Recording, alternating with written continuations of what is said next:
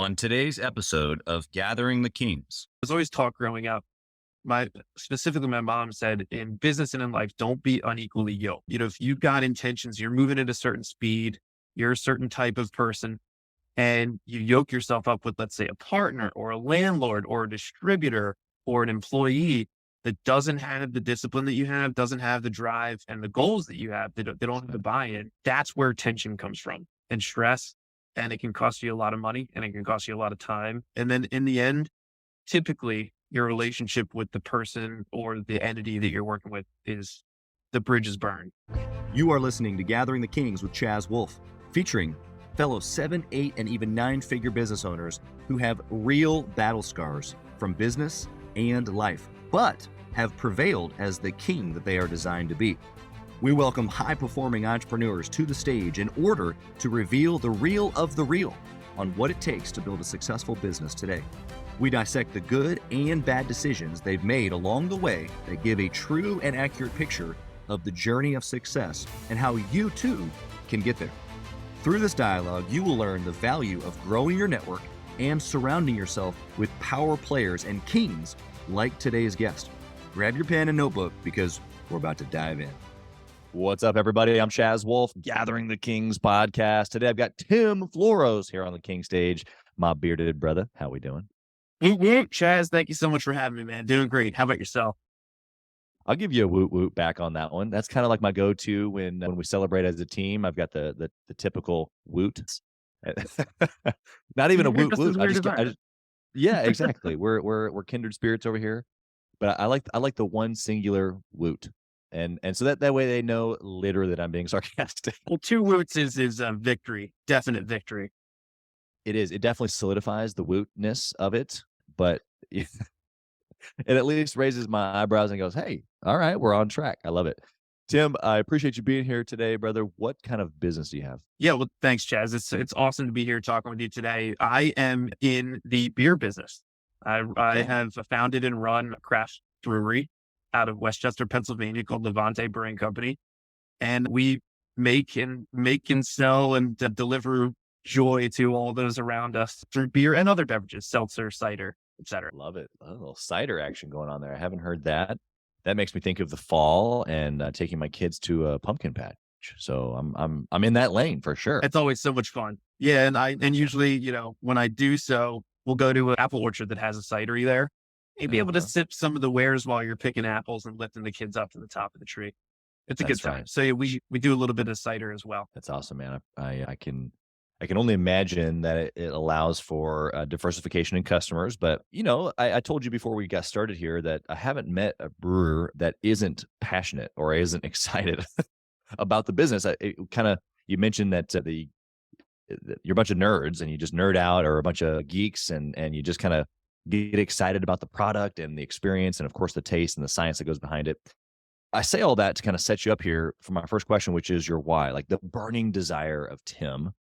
Is it beer? Is it below the beer? You said you're delivering joy. What does all this really mean? What's the deep insides of you and what you're doing here? It's funny. That's an awesome question, because you see that in so many, personal development books and seminars, and, you always want to know why someone's doing something, because the root of the why is probably the most important thing. And for me, it's changed over time. Frankly, I think the why changes. At first, it was just an absolute burning passion for beer and business. But it was more so on the beer side. I wanted to know, I actually, when I was in college, I studied abroad in Italy, and I fell in love with the food and beverage scene there. I came back to the US. I wanted to get involved with the food and beverage scene here because it's a great way to get into business. When I had my first craft beer, I was just over 21, and I guess it was my first legal craft beer. We'll call it that. You weren't doing anything with craft beer before that? Never tried a craft beer. I probably did, but I didn't know what I was drinking. Don't tell mom and dad. But my eyes opened when I had my first craft beer. It was a Dogfish Head 60 minute. And I just wanted to learn everything about it. I wanted to read every beer book that I could, every business book that I could, and figure out how I could make this into a business. At the time, I was in entrepreneurial studies at Villanova University, and it was all about this dream to create this product and to share it with other people. And that's still there. That why is still there, but now it's much more about family and community and, creating jobs and adding value and all of these things that the why is starting to shift. Even where we are now, about 8 years into business, we've always been in a community, but I'm much less concerned with brewing a new experimental fun beer. And I'm much more concerned with or proud of the fact that we can raise food to fight hunger in the area. Like we're going to do for our annual hot party, we call it every year during our anniversary. We just do basically a giving back party where we raise food, funds and awareness for fighting hunger.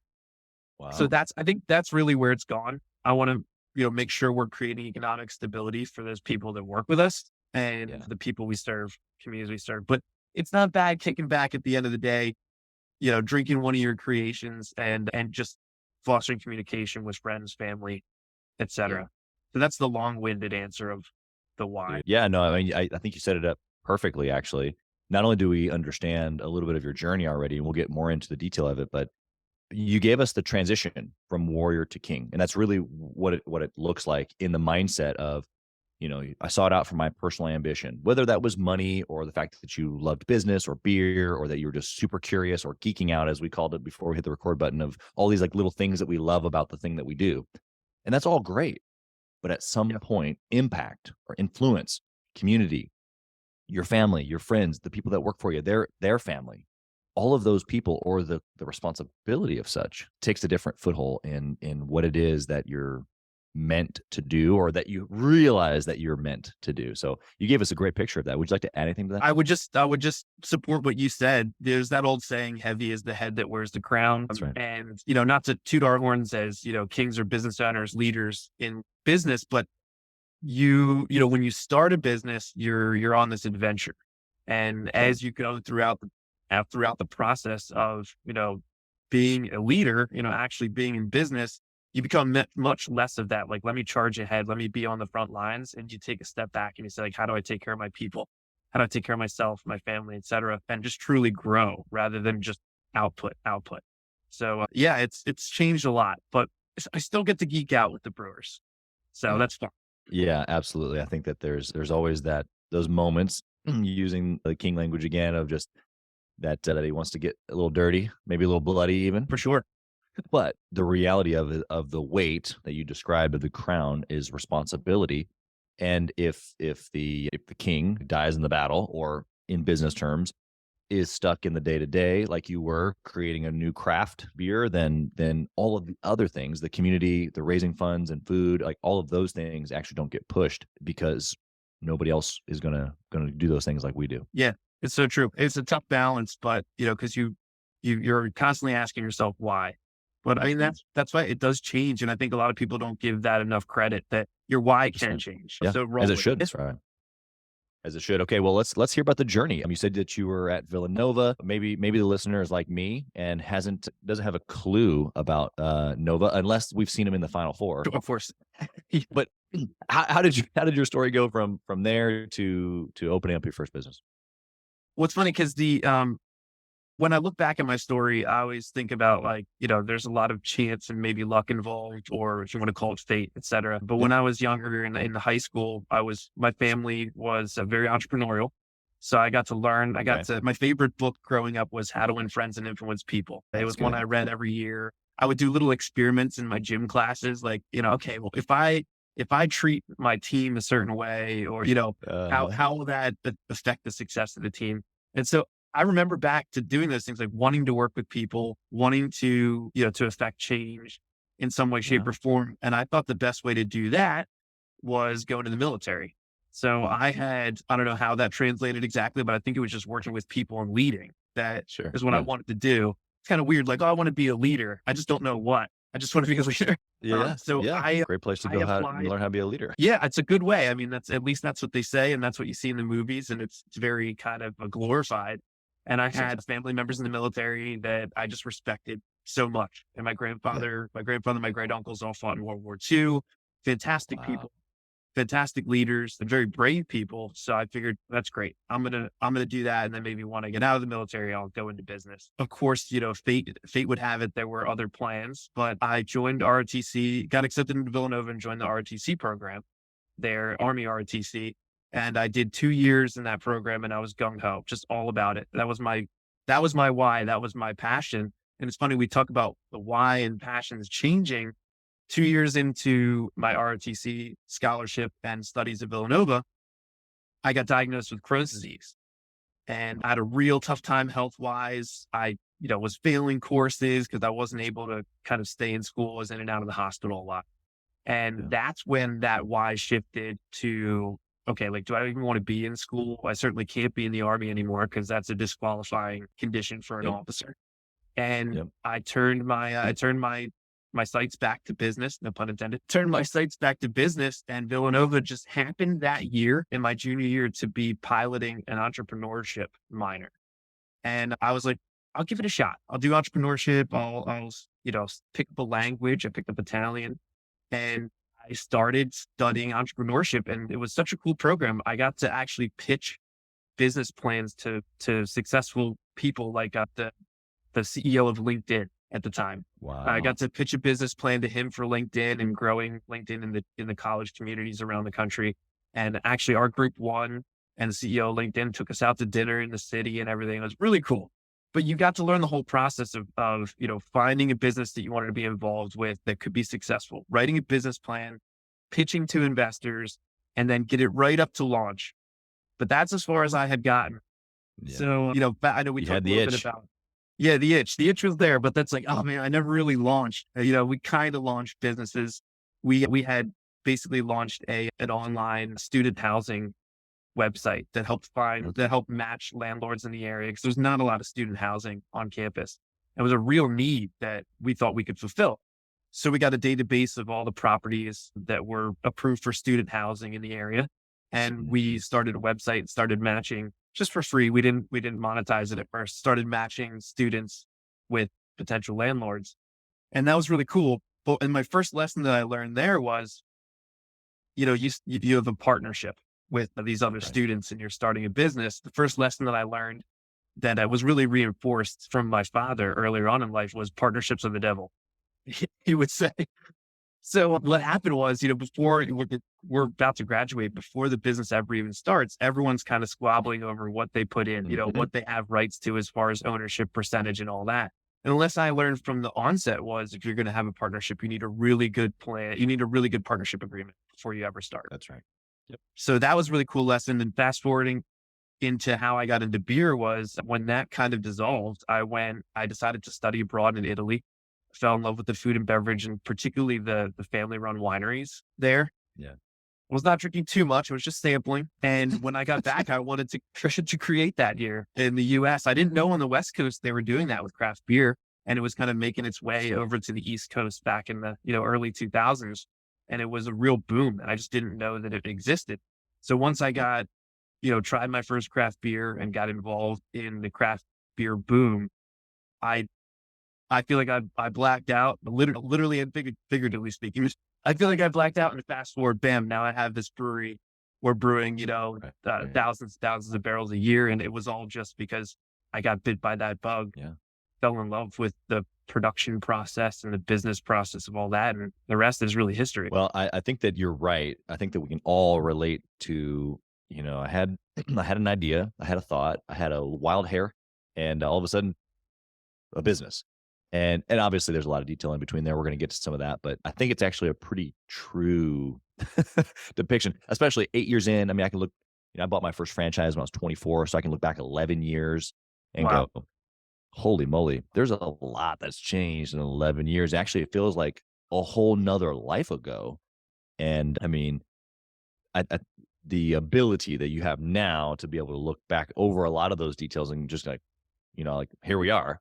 But there's a lot of things in between there. So that's the meat here of the show. So you set me up perfectly, Tim, for a nice little transition here.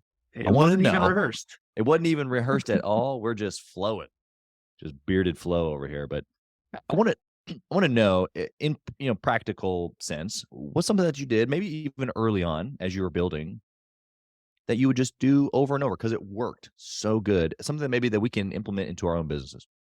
Good decision. Yeah, I mean, the consistency thing is always big because we'll make good decisions, but then maybe not follow them up with consistent effort. And if I were to say one thing that I did that I'm sure there were a few, but one thing that I did, I ordered this painting, and behind my desk, which I never sat at because I would always start in the business, I would always be out on the front lines like we were talking about. It had it was a picture of a cityscape, like Okay. a skyline. And Yeah. you might have seen this, Chaz. There's a river or water right in front of it. And in the river, the reflection is a dark reflection of the skyline. And then Oh, of okay. course the half the picture has the sun in the background and it's bright. And at the top it says early mornings and the bottom says late nights.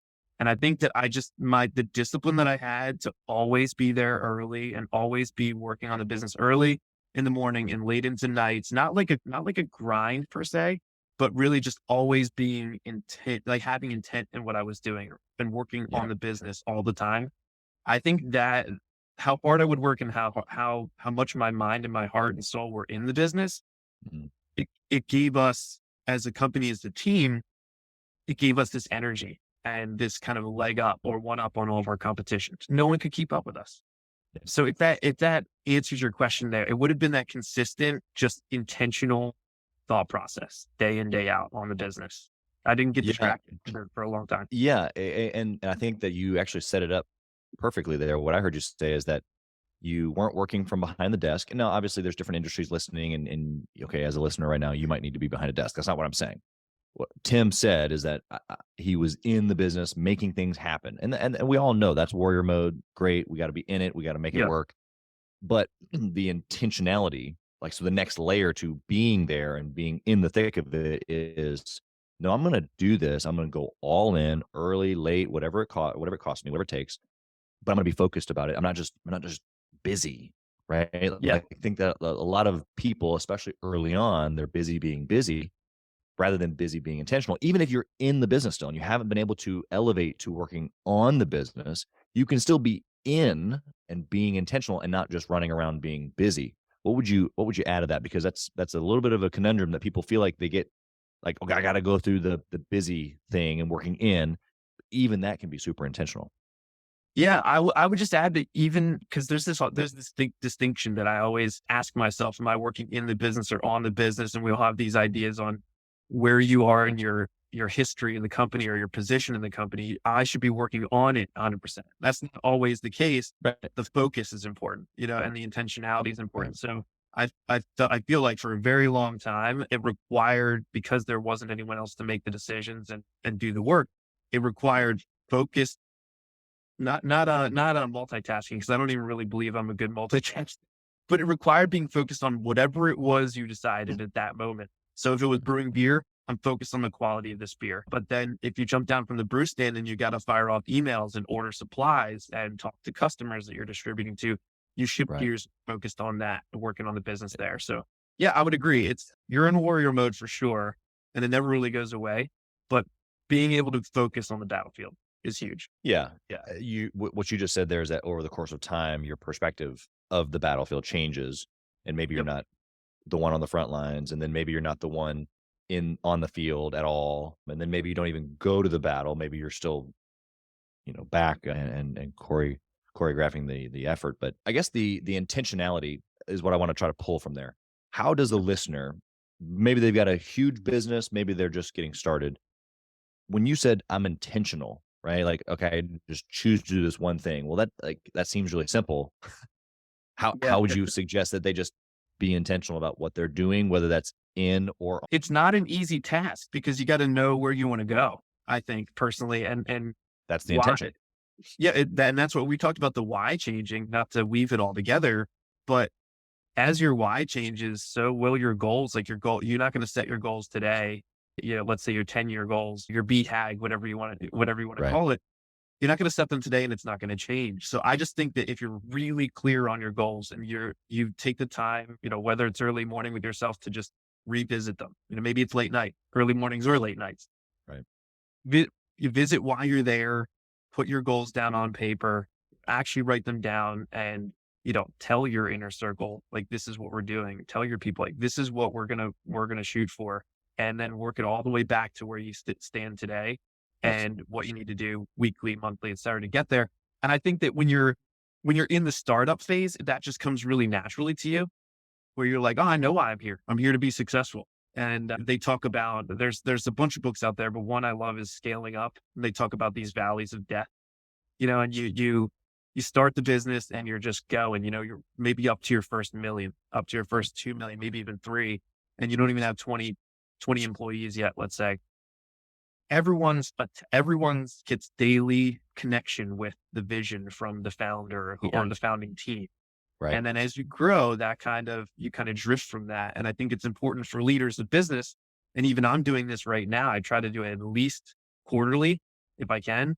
Is just sit back down and figure out how far you may have drifted from your why, or do you need a new one altogether? That's right. And I think if that answers your question, I think to have intention, you've got to know what you're focused on. What are you intending to do?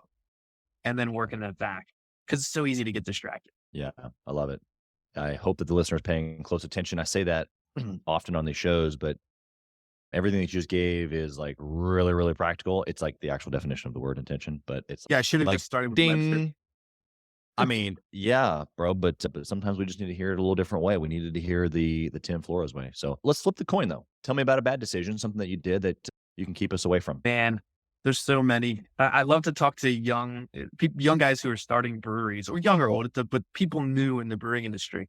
And they're like, oh, you think I could, pick your brain a little bit about, how to build a successful brewery? And I was like, I can't tell you how to build a successful brewery for you, but I can tell you what not to do, how not to lose millions of dollars, or friendships, et cetera. Yeah. So I would say probably this is really a theme, not a specific decision. I'm sure I could go into them, but the theme would be that I didn't pay careful enough attention to who I was working with. Okay.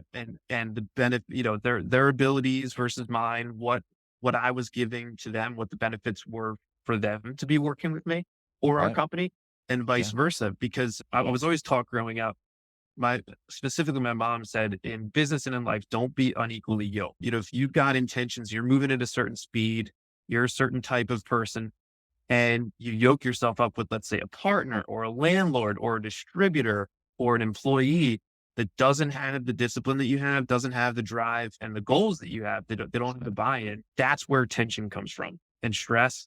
And it can cost you a lot of money, and it can cost you a lot of time. And then in the end, typically your relationship with the person or the entity that you're working with the bridge is burned.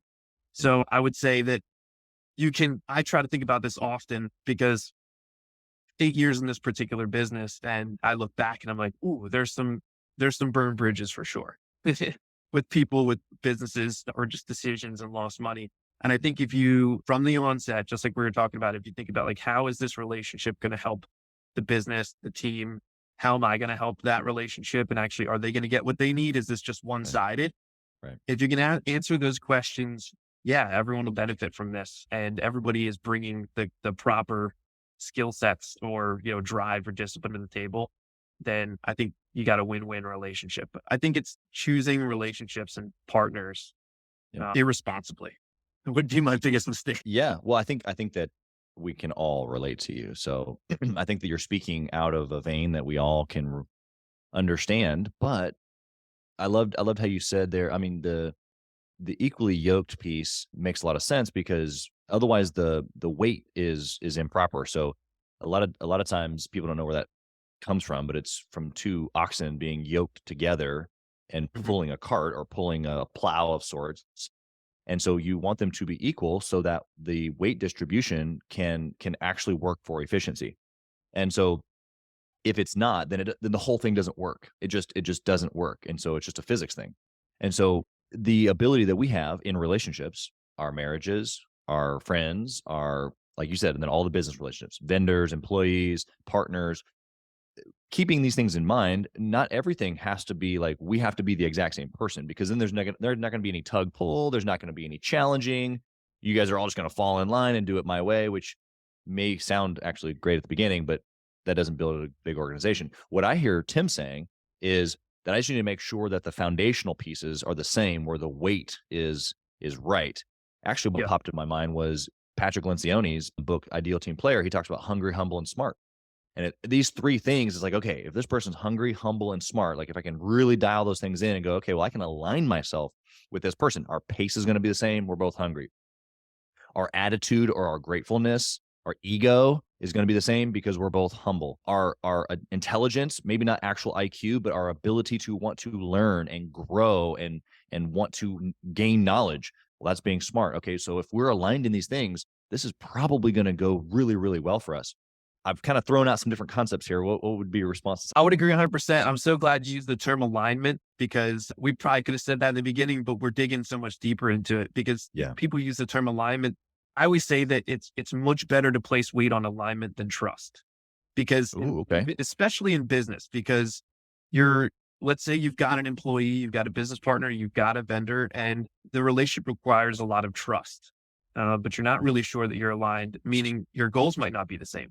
Let's say you've got a distributor that they don't want to grow, and like let's say you want to 10x your company, but you're with a distributor distributing your products to to your entire territory or a large portion that doesn't want to grow like you do. They don't have the infrastructure. They don't want to make the investments.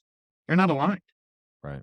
So, and same thing with people when it comes to, like you said, it was hungry, humble, and what was the last one? I haven't read that one yet. Yeah, hungry, humble, and smart. Yeah. I think it's smart part. I think that the alignment is the key term there, and it's hard to tell if you're aligned. But I like to think about that nowadays. It's just like, if I'm interviewing someone who's coming on board for any position, because all positions are important, do they align with the culture and the expectations of the organization? Because our culture is important. If on one side you've got someone who, frankly, just doesn't have drive, they're not aggressive, they might even be a little lazy, they're not a team player. On the other hand, you've got someone who works their butt off and they're extremely disciplined and they sacrifice for the good of the team, you're going to lose your good people. It's usually that the bad people are going to stay. So alignment, awesome word.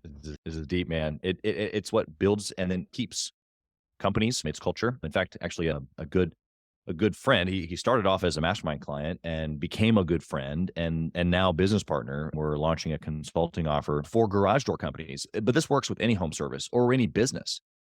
We've got our semantics of how the business works or the machine, but underneath it all, it's culture, man. It's culture. And the dynamics of tweak this or tweak that or implement this or implement that almost mean nothing if there isn't a culture to stand on. And so it's kind of a buzzword, but I'm kind of hitting it home here all the way, because whether, again, the listener has a big business or a small, like paying attention to the people and then also the environment of those people, and what are we going after? What's our intention? What's the environment? What's the, are we focused? Are we aligned? What's the energy? Like there's just so many words that go into that, but it matters is, I guess, my point. We're not all pulling in different directions. It's not tug of war. Now you're actually you're pulling the wagon together, which is great. Right. And I've seen, we've had people on our team that have worked really well and all pulling, we've had seasons, I should say, with our team where, you've got the right mix and everyone's aligned. And we've had seasons where maybe everyone isn't. And that's when the organization, that's when it correlates to the numbers and the graphs and all the money and fun stuff, is when your team's gelling, the money's coming in. Yeah. There's momentum, like actual tangible, like the atmosphere is thick with momentum. Like you can feel it. Feel it. Oh, Definitely. Yeah. Jinx. Yep. Tim's over here taking me back to the 4th grade, y'all. Here we go. All right. I want to know about a process that you follow. Is there a magic formula of making good decisions? That's what we've been talking about. Something comes across your desk today, Tim. How do you tackle it? Oh man. I mean, the making good decisions. Well, so I guess you don't know until you look back and you say like, oh man, I should have seen that.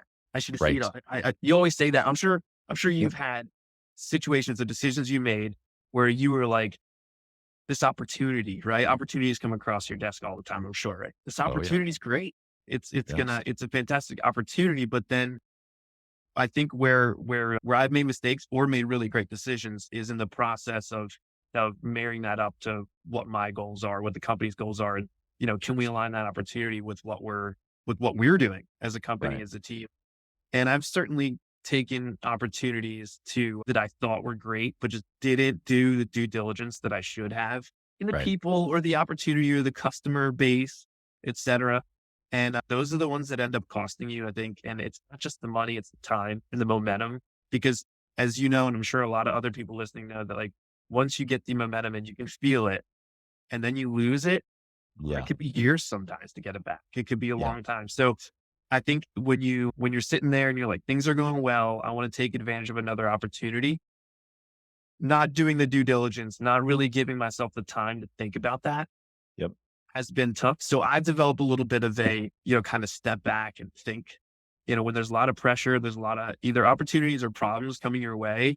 Right. Just step back, kind of disconnect for a second, get as much information in as you can and think about like, how does this really affect me and my team? And then, with that kind of like look before you leap type of thing, don't just go making decisions. So if there's anything, I would just say that decision making, I've slowed down a little bit. I've said no. If it's a rush and there's too much pressure, it's a no. And that saved me a lot of, I think in our team, a lot of hurt. Yeah. Does that I answer? want to make absolutely does. I want to make a quick, like you said, a really powerful word there. You said if it's a rush situation. And I think that there's a distinguishing between speed and rushing. And Yeah.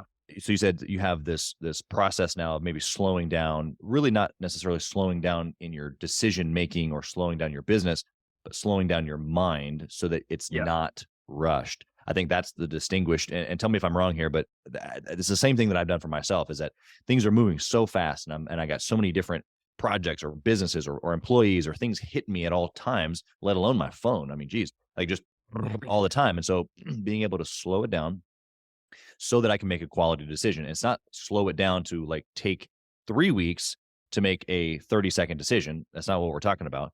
We're talking about a process of analyze, think, decide. Like, boom, just whether that's 30 seconds or 3 years. I'm not really necessarily saying that a long-term decision shouldn't only take 30 seconds. I'm just saying that we shouldn't elongate a decision just because we need time to think, right? Yeah. When you look at the opportunity and you look at the time required to act, you still want to act appropriately. And again, like many others, I'm sure, have made the mistake of actually physically slowing down and like, because that opportunity won't be there for you. But then so you can't go too slow. But at the same time, you also can't say, oh, this opportunity is going to go away, another one's not going to come. I've got to, disalign, myself and my company in this opportunity. I got to get them together. I got to force them. And that's where the problem, let's say a contract, like I'm negotiating a contract and I have a deal killer. If there's this one term term or section of deals that I always look for to be right, because I know, let's say it's force majeure with the pandemic nowadays, right? Right. If I'm just not comfortable with the force majeure clause in this, and it's going to potentially hurt my business, don't rush it. Talk it through, negotiate it out. And if you can't work that out, it's because you can't align yourself with that other side. They're not on the same path as you are. So hopefully that'll save somebody millions of dollars here. I'm sure it will. Yeah. The words rush and hurry are not your friend. Don't get rush and hurry confused with speed. Speed is always your friend. Yeah. But rush and hurry are not. One is confusion, one is clarity. And so I think that you can operate in speed if you have a specific lane and you know what vehicle you're in, you know how fast it can go and you know where you're going. That's like, boom, pedal to the metal, I can go fast. But if I have confusion or if I'm unsettled or if things are just in a whirlwind, then I got that like about me or the angst. And so it's like I'm rushing or I'm hurrying constantly or chasing my tail. There's a complete difference. And so I think we did a pretty good job of breaking that down. Yeah. I want to go to our, exactly. I love speed's my friend, my friend. I want to go to our speed round here. Speaking of speed, man, we couldn't have done that better. Couldn't have done it better. See, it's like you're my co-host. And so maybe shoot, we're getting close to 300 episodes. Maybe 301 is a co-host situation. I don't know. All these different ideas popping off here, Tim. Yeah, you put the position out there. I'll apply. I love it. All right. So what KPI would you track if you could only pick one to track forever and ever? I knew you were going to ask that question. I knew you were going to ask that. And I didn't have my answer down. And I think it's only because there are so many. Yep. Again, I know you ask a lot about books that people recommend, and I'm not saying I am saying I recommend it. Scaling Up by Vern Harnish and that crew there. They talk about KPIs in a little bit different way. They call them kept promise indicators. And I think in looking at it that way, because there's KPIs like revenue, margin, all those things are so important. Cash. Listen, if you don't have cash, you're dead. Yeah. We've all experienced that, right? Oh, But we've all been dead on the table. It's been a flat line. exactly. Somehow, some way we get resuscitated. It's like it won't die on the inside of us. We've all been there. You can. And those are great KPIs. Never, I would say, I'm just not giving a typical answer here, but yes, cash, all that from a business side is super important because you could be cash flush, doing a great job, make one wrong decision, and it's really hard to keep cash at a stable point. Like you're just not doing so hot. But on the other side of things, you can be dead on the table and needing resuscitation. Who's going to revive you? Your customer. I mean, you can't lose. To us, our brand is the most important thing. Yeah. And if you lose your customer base and you lose their faith in the product or the brand or you, whatever business you're in, that's huge. So for us, we're 100% satisfaction guarantee. And our team is trying to find another way to say that, but it's kind of hard that's what it is. Like if somebody buys a beer in the store, they crack it and there's like too many hot floaties in the bottom of the can, which will happen. They reach out to us. Our customer service team will send it to me and I'll personally reply to their email. And I'll just say, Hey, John, sorry you had such a bad experience with this. I'm going to send you another 4-pack or another 6-pack. And, we hope you enjoy that. Please give us feedback. And I'll just sign it from Tim Brewmaster. And those types of connections are huge. And people usually end up saying, hey, I wasn't satisfied with one product that I got, but I got the same one from the Brewmaster and it was great. So they really took care of us. We constantly hear, oh, Levante has the best customer service around. Yeah. I would say that's it. And to make a long story short, the 100% satisfaction, and we'll measure that a few ways. We'll look at it online. I don't know if you've heard of Untapped before, but it's basically beer social media where everyone goes and everyone who is interested in seeing the ratings of a beer can go on Untapped. It's untappd.com. And they can type in Levante Brewing, Cloudy and Cumbersome, which is our flagship IPA. And they'll see the rating out of 5, or maybe, hopefully that one's up towards 3.8, 3.9. I forget where that is right now, but you'll see the rating and then you can go down and you can read people's experiences. And they'll say, why did I rate this at 2? Because, I got at this bar, they didn't clean their lines or what, et cetera, et cetera. So we track our ratings on that site, but that's very subjective. So we also have customer surveys. We're redoing our customer survey now in our tap room because we want to get people's, meaningful feedback on how their experience was. Do we have the right beers on tap for you? Maybe you've got celiac and you wanted a cider on tap, or you wanted a non-alcoholic option for your group, et cetera, et cetera. So we're listening and we're constantly listening. And I think the best time to kind of create that customer satisfaction is when we screw up. Yeah. We do e-commerce. We send beer directly to people to their homes in a few states around us. And oftentimes we'll pack the wrong order and people will be really upset. And we'll just be like, you know what? This one's on us. We'll just send them the right stuff if we can, or gift card, et cetera, and make it right. So KPI would be the kept promise indicator of 100% satisfaction guarantee. Doesn't matter if you drank the whole case. If you tell us you don't like it, hopefully we don't find repeat offenders there, but if you didn't like it, we'll take care of you. Yeah. The repeat offenders show themselves pretty easily because just like a thief, they don't steal more than what they could have just earned. So it's pretty actually easy. And then because of the weight of your guarantee, it takes care of all the other actual people that you need to take care of. So I love that. One thing that you said in there that I want to just pull out for the listener, because I've heard this over and over again just in business, but I had this experience with one of my mastermind members. I don't know, maybe like 6 months or maybe 8 months or so ago. And he had gotten a bad review. It was on Google. And he got so excited and he shared it with the group. I actually thought he was being sarcastic. He was so elated.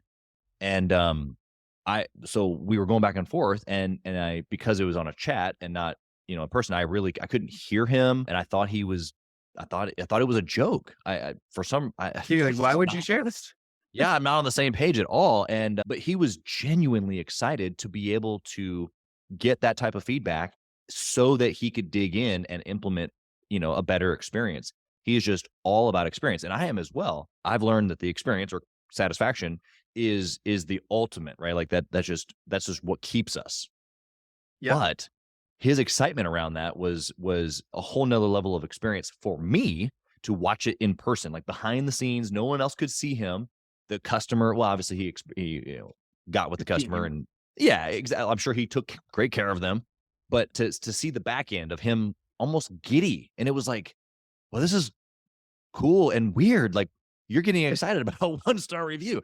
But when you flip that script, it's like, no, this is good. Like this gives us, we should never, ever, ever get this type of response again, because we have now a chance to fix it. Yeah, that's such a great response from your friend, because like if you never had those opportunities, like there's a lot of people out there who may be dissatisfied and they go tell 20 people, but they never tell you. So like if we hear back, let's just say 5 times a week, someone who might be dissatisfied, and we have thousands, if not hundreds of thousands of customers out there.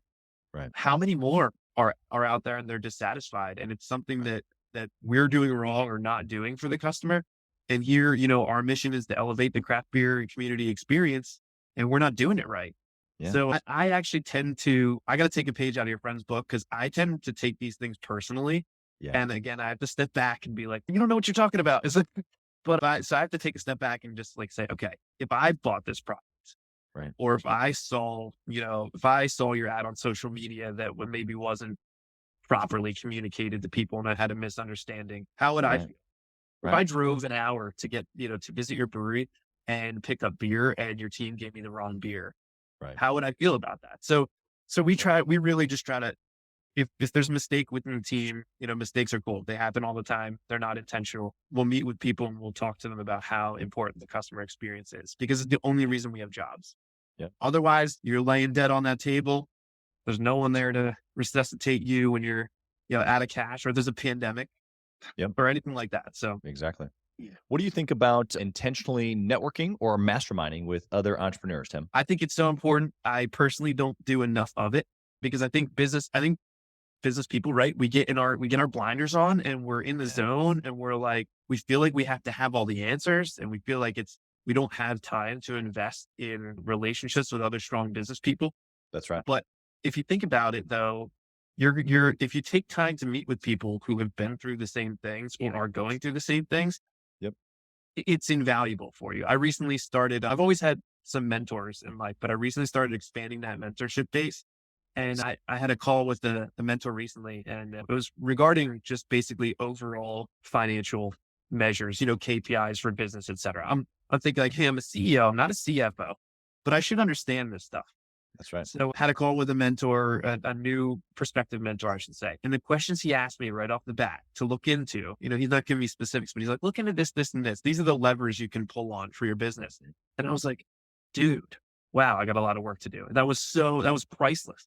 Yep. Because he gave me information that maybe I would never have figured out. Yeah. And just, half an hour long conversation. And now I've got all these new levers to pull on for financial success in my business and things to look at. So I think that it's really invaluable to get together with people who, you are aligned with, who are of like mind, and who are out there making a difference, making it happen. Yep. There's that word again, alignment, because when the weight is shared, we've already experienced this from our conversation a few minutes ago. When the weight is shared, it elevates, just like your experience. You can't elevate without the customer. As an entrepreneur, you're going to naturally put yourself on an island of sorts, and it's just very, very difficult to elevate without someone else being able to pour in, even if it's just a suggestion, even if it's just hearing someone else's story, like the listener is right now hearing yours. There's just so many ways that we can elevate, some free, some paid, Sure. some in industry specific, some not, so I think that there's a lot of value there that you've shared. I got a question for you about family, Tim. You said that I could kind of surprise you a little bit here. So I'm going to do that. Before it. I've got this new phrase, this work-life obsession, not work-life balance, like that. but work-life obsession. And so here's my belief is that there is no such thing as balance, and that we were successful in business because we were obsessed. And I plan, and I have been obsessed with my kids, my wife, my family, all the other things that I'm a part of as well, my community. And so how have you been obsessed in both? Let's just call it family or outside of business and business together at the same time. I feel like I'm talking to myself. It's so crazy because I say all the time, particularly if I have an employee who's like, hey, I'm burning out. I don't have work-life balance. And I'm like, it's because you're trying to balance it. Can't. There's no such thing as work-life balance. Yeah. Work is life. Life is work, but also so is everything else that you do. Going to the beach and taking a vacation and unplugging is life. And even just listening to you, I'm like listening to you and I'm like, whoa, this is awesome. Someone who feels the same, has the same beliefs that I do about work-life balance. I think that I read a book once and I read it every year. It's called Free to Focus by Michael Hyatt. I don't know if you've ever read it before. I haven't. It's actually on my nightstand. I haven't started it. Oh, dude, you're going to love it. Please tell me we're in another podcast. I'll be listening. Just talk about that book or something because Michael Hyatt is fantastic. In fact, I got my notes in his planner right here. His full focus planner. But I read it every year. Typically, I'll take what I learned from that and quarterly, not always, but quarterly, it is my goal to sit back and think about what I'm doing right, what I'm doing wrong, what are areas in my life that I'm not paying attention to.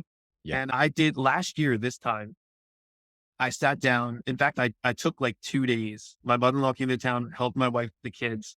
And I took 2 days and I just went to a hotel, like a half an hour away. And I just sat in the room, except for meals. I sat in the room and I just kind of took inventory of my life, and with Free to Focus as the guide on like what I shouldn't be doing or paying attention to.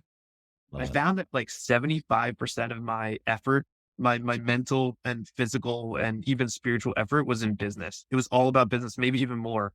And then the remaining 25% was really family, but just like the primary needs, like the physical needs of my family, making sure everyone's fed, clothes, off to school, etc. And I found that I wasn't putting literally anything into my family at a deeper level, nothing into myself at all. Yeah. Yeah. And that's when if you look at like, I would say like health apps and things like that, you've got your macros, your carbs, your proteins, your fats, things like that.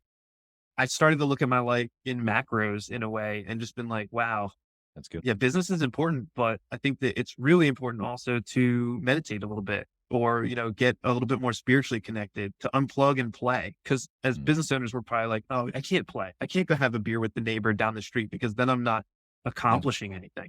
Right. So I think I've used the tools in that book to really help me become more productive in life and get more energy and focus into, what I'm not doing, I should say, that I should be, rather than just business. I hope that answers what you're getting at, but I think that it's just like you said, there's no such thing as work-life balance. It's just life. Yep. So just try to balance your life. Just go for all of it, all the things that you say that you want. Yeah. I love the analysis of where you're at, taking the inventory. So that in essence, what you did is you recalibrated your intention. So again, not just use it, you said not to tie it all together, but literally that's what we've done here is we've tied it all together. And so when your intentions are set to what it is that you want, then you can make it really clear and go, okay, I need to spend a little bit more attention here, a little bit more time here, or a little bit more effort here, a little bit more money here. I've got a mastermind cruise coming up here in June, and it's for families. We're going on a family vacation. Nice. First and foremost, I designed it with my wife. We're going on a family vacation. Oh, yeah, by the way, we're going to do it with some other high performing business families, which is great. We're going to do some cool family vacation things together. Oh, but then I'm going to create some, sessions on marriage and family and of course business. I've got some experts coming in to do that, but that's awesome. All of that is like, that's time, money, and effort. Like that's how we invest time, money, effort. Yeah. And you look at what you're investing in, and it's funny when you really lay it out on paper. I don't do it enough. I'm sure no one does it enough, but even if it's quarterly, even if it's annually, you'll really find what you're kind of neglecting or running from or procrastinating on. It's not many things that would bring a lot more joy into your life. One of mine was, I'm a gardener. I love gardening. Okay. And one of mine was just,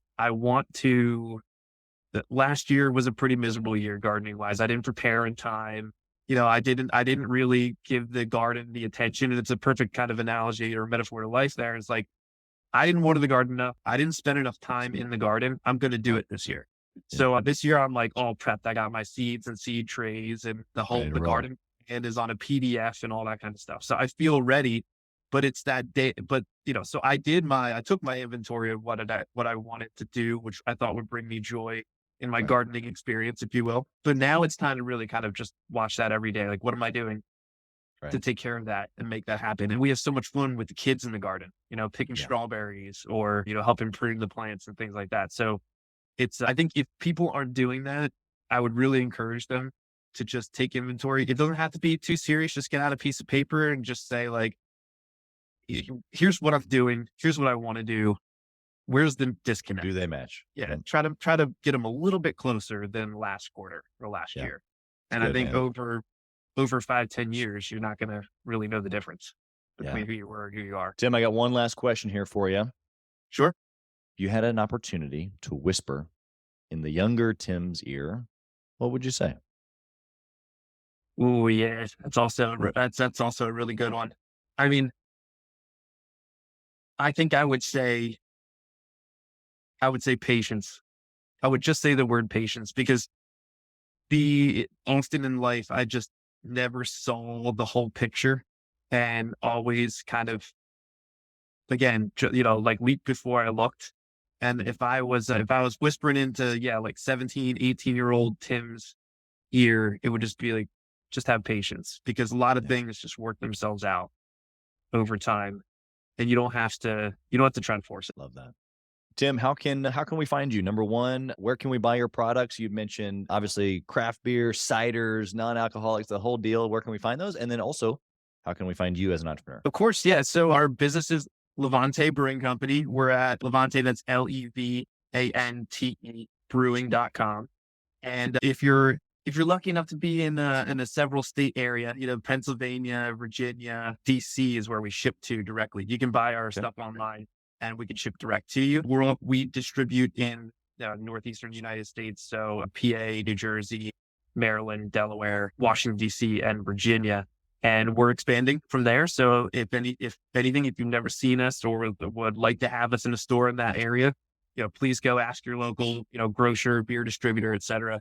We'd be happy to service you and your area. And you can reach me at just my name, Tim, Tim Floros, Floros at levantebrewing.com. Any questions you have, happy to answer them. Love it, man. You've been incredible. I've very much enjoyed our alignment here today. And you never know, maybe there'll be a co-host spot that opens up and you can apply. Keep me in mind, man. It's been a pleasure. Thanks so much. Yeah, I was going to say, I've had an incredible time. Blessings on your family and your business and your team. Thank you for being here. We'll talk soon. Same to you and yours, Chaz. Thanks, man. Thank you for listening to Gathering the Kings today. I hope that you were able to pull out a few nuggets to go apply into your business right away. More importantly, though, I hope that you're realizing that it takes more to be successful than just being by yourself, doing it all on your own, carrying the weight all by yourself. What I have realized, not only in my own journey from multiple businesses and multiple different industries, and now interviewing literally over 200 or 300 other very successful 7, 8, and 9-figure business owners, is that it's tough to do it alone. And so Gathering the Kings literally exists to bring together successful entrepreneurs. In fact, we are putting together 1,000 kings, specifically who are grateful but not done. We're intentionally assembling kings who fight tooth and nail for their business, family, and communities. And here's what we believe, that in the pursuit of excellence in those areas, that it ignites within us the responsibility to govern power and forge a lasting legacy. So if that relates and resonates with you, and you know that you need people around you, sharp, qualified, other very successful business owners, I want you to go to gatheringthekings.com. I want you to take a look at what we're doing and see if it makes sense for you to be part of our pursuit to 1,000 kings. Talk soon.